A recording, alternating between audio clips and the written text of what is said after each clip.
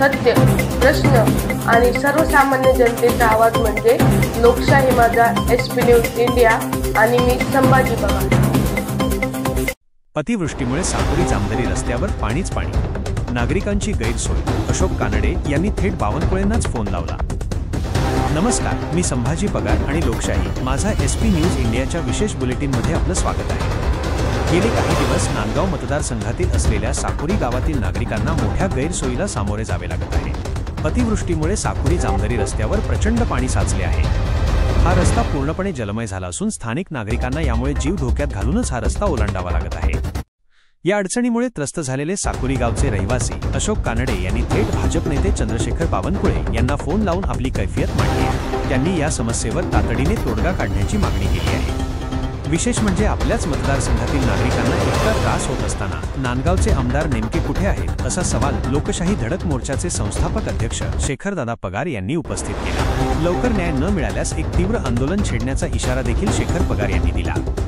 अशोक कानडे यांनी व्यक्त केलेल्या समस्या, गेले काही दिवस आम्ही खूप त्रास सहन करत आहोत। या रस्त्यामुळे आमचं जीवन थांबून गेलं आहे। स्थानिक आमदारांनी लक्ष द्यावं अशी आमची अपेक्षा होती, पण कुणीच लक्ष देत नाहीये। त्यामुळे आम्हाला थेट बावनकुळेंना फोन करून मदत मागावी लागली।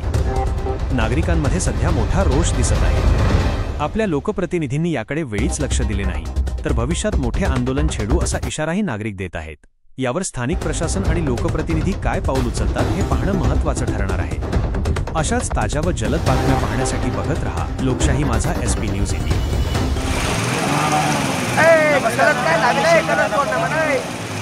अध्यक्ष लोकशाही धडक मोर्चा आज साकोरी कळमदरी जामदरी हा जो रस्ता आहे, या रस्त्यावर अतिवृष्टी झाल्यामुळे मोठा पाऊस झाल्यामुळे या रस्त्यावरून यायला नागरिकांना फार मोठी अडचण निर्माण होत आहे।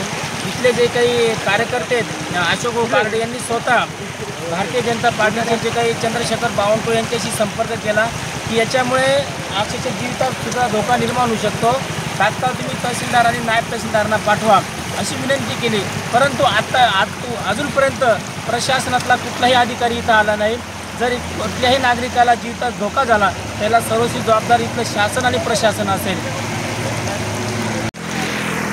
मी अशोक कानडे, या गावचा आणि या पुलाचा प्रश्न हा सतत 15 वर्षापासून प्रलंबित आहे।